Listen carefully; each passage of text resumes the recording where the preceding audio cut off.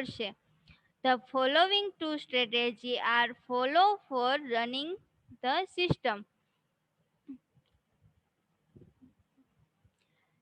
કે સિસ્ટમને રનિંગ એટલે કે ચલાવવા માટે નીચેની બે સ્ટ્રેટેજી એટલે કે વ્યૂહરચનાઓ ફોલો કરે છે.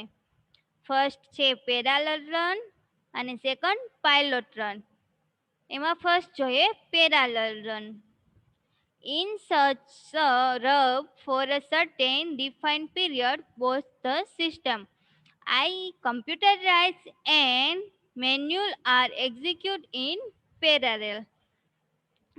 કે ચોક્કસ નિર્ધારિત સમયગાળા માટે આવા ઘસવામાં બંને સિસ્ટમ એટલે કે કમ્પ્યુટરાઇઝ અને મેન્યુઅલ સમાંતર ચલાવવામાં આવે છે. પેરાલલ રન એટલે કે સમાંતર run. This strategy is helpful because of the following. કે આ સ્ટ્રેટેજી નીચેના કારણે મદદરૂપ છે. ફર્સ્ટ જોઈએ manual results can be compared with the results of the computerized system. કે મેન્યુઅલ રિઝલ્ટથી કમ્પેર કમ્પ્યુટરાઇઝ રિઝલ્ટ સાથે કરી શકાય છે. સેકન્ડ આવે છે failure of the computerized system at the early stage. કે અર્લી સ્ટેજ એટલે કે પ્રારંભિક સ્ટેજમાં કમ્પ્યુટરાઇઝ સિસ્ટમની નિષ્ફળતા does not affect the working of the organization. કે સંસ્થાના કાર્યને અસર કરતું નથી. because the manual system continue to work as it used to do.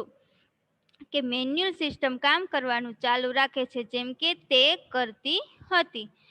કે પ્રારંભિક ફેઝ એટલે કે તબક્કો. પ્રારંભિક તબક્કે કમ્પ્યુટરાઇઝ સિસ્ટમની નિષ્ફળતા સંસ્થાના કાર્યને અસર કરતું નથી કારણ કે મેન્યુઅલ સિસ્ટમ કામ કરવાનું જ ચાલુ રાખે છે જેમ કે આપણે કહી શકીએ ફોર એક્ઝામ્પલ તરીકે તે કરતી હતી.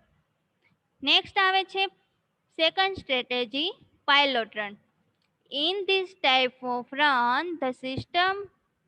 the new system is installed in parts. કે આ પ્રકારના રનમાં નવી સિસ્ટમના ભાગોમાં ઇન્સ્ટોલ કરેલી છે. Some parts of the new system is installed first and execute successfully for considerable time period.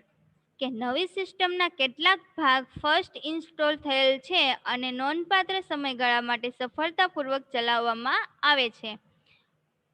When the results are found satisfactory, then only other parts are implemented. જ્યારે result સંતોષકારક જોવા મળે છે તો પછી ઓનલી અધર parts એટલે કે માત્ર બીજા પાર્ટ લાગુ કરવામાં આવે છે, અમલમાં મૂકવામાં આવે છે. This strategy builds the confidence and the errors are traced easily.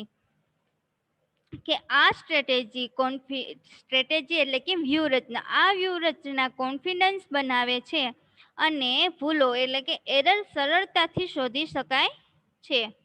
તમને એક અથવા તો બે માર્ક્સમાં પૂછાય પેરેલલ રન અને પાયલોટ રન.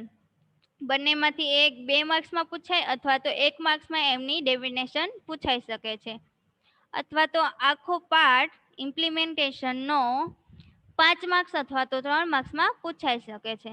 નેક્સ્ટ આવે છે તમારે મેન્ટેનન્સ એટલે કે જાળવણી કરવો. એવો અર્થ આપણે ગુજરાતીમાં કહીએ કે જાળવણી કરવો, એનો અર્થ ગુજરાતીમાં ઇંગ્લિશમાં મેન્ટેનન્સ થાય છે. તો એમાં જોઈએ maintenance is necessary to eliminate error in the system during its working life and to tune the system to any variation in its working environment. કે કાર્યકારી જીવન દરમિયાન સિસ્ટમમાં રહેલી ભૂલોને દૂર કરવા અને તેના કાર્યકારી વાતાવરણોમાં થતી કોઈપણ ભિન્નતાને ધ્યાનમાં રાખીને જાળવણી કરવી જરૂરી છે. Maintenance is necessary to eliminate error in the system during its working life. કે જ્યારે વર્કિંગ લાઈફ એટલે કે કાર્યકારી જીવનમાં દરમિયાન કોઈ પણ એરર એટલે કે કોઈ પણ ભૂલોને દૂર કરવા અને તેને કાર્યકારી વાતાવરણ થતી કોઈ પણ ભિન્નતાને ધ્યાનમાં રાખીને જાળવણી એટલે કે મેન્ટેનન્સ કરવું જરૂરી છે. It has been seen that there are always some error found in the system that must be noted and corrected. કે તે જોવા મળ્યું છે કે સિસ્ટમમાં હંમેશા કેટલીક ભૂલો એરરો જોવા મળે છે જેની નોંધ લેવી અને સુધારવી આવશ્યક છે, જરૂરી છે. તમને મેન્ટેનન્સ પણ 2 અથવા તો 3 માર્ક્સમાં પૂછાઈ શકે. It also means the review of the system from time to time. તેનો અર્થ એ પણ છે કે સમય સમયે પણ સિસ્ટમની રિવ્યૂ લેવા. કે જ્યારે આપણે કોઈ સિસ્ટમ ક્રિએટ કરીએ છીએ એને ટાઈમ ટુ ટાઈમ આપણે અપડેટ કરતી રહેવી જરૂરી છે. એટલા માટે આપણે સિસ્ટમનો રેન્ક હાઈ જાય એટલા માટે આપણે એને રોજે રોજ અપડેટ કરવી જરૂરી છે અને યુઝર્સ પાસેથી રિવ્યૂ લેવા જરૂરી છે જેનાથી આપણને ખબર પડે કે આપણી સિસ્ટમમાં શું ફેરફાર કરવા. The review of the system is done for. કે સિસ્ટમના રિવ્યૂ આ માટે કરવામાં આવે છે knowing the full capability of the system. કે સિસ્ટમની સંપૂર્ણ ક્ષમતાઓ જાણવા માટે. Knowing the required changes or the additional requirement. કે જરૂરી ફેરફારો અથવા તો વધારાની આવશ્યકતાઓને જાણવું. Study in the performance. Performance એટલે કે કામગીરી. કામગીરીનો અભ્યાસ કરવો.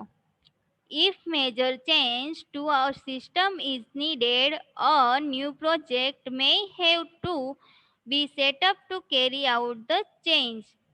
કે જો સિસ્ટમમાં મોટા પરિવર્તનની જરૂર હોય તો પરિવર્તન લાવવા માટે એક નવો પ્રોજેક્ટ ઊભો કરવો જરૂરી છે. કે if major change to a system is needed. કે મોટા ચેન્જીસ કરવા હોય, મેજર ચેન્જીસ કરવા હોય ત્યારે સિસ્ટમને શેની જરૂર પડશે કે a new project may have to be set up to carry out the change. કે નવા પ્રોજેક્ટને ઊભો કરવો પડે છે.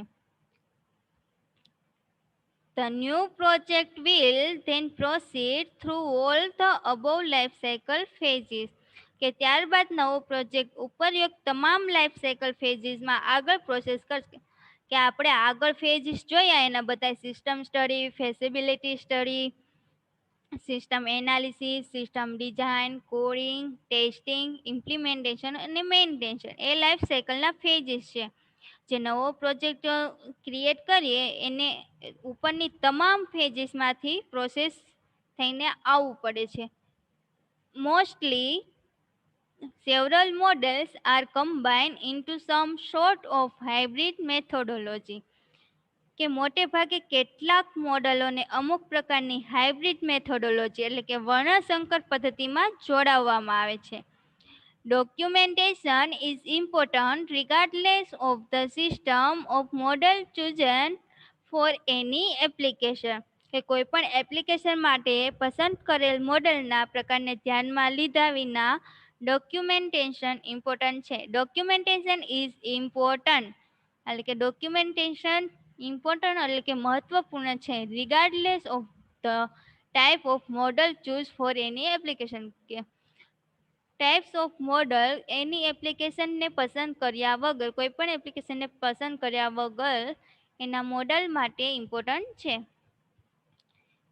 Usually the documentation is done parallel with the development process.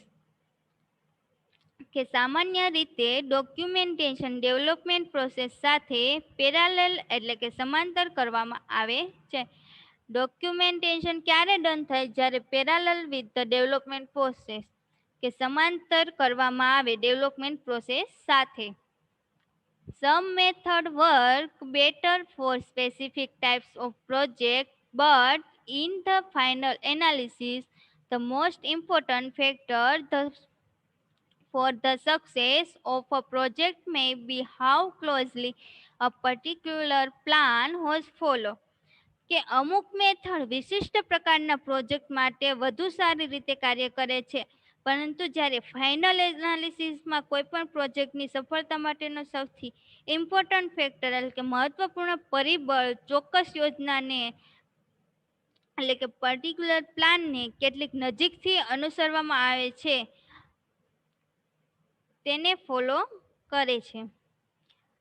આ વિડીયોમાં આપણે કોડિંગ, એના પછી ટેસ્ટિંગ, એના પછી ઇમ્પ્લિમેન્ટેશન અને લાસ્ટમાં મેન્ટેન્શન જોયું. આ રીતે આપણે 2 વિડીયોમાં એસડીએલસીને એટલે કે સોફ્ટવેર ડેવલપમેન્ટ લાઈફ સાયકલનો ટોપિક પૂર્ણ કર્યો. હવે નેક્સ્ટ ટોપિકમાં આપણે જોશું આવતા વિડીયોમાં કે ફેક્ટ ફાઇન્ડિંગ ટેકનિકની વિશે ડિસ્કશન કરીશું, જે આપણે આગળ એક પોઈન્ટ તરીકે જોઈ હતી.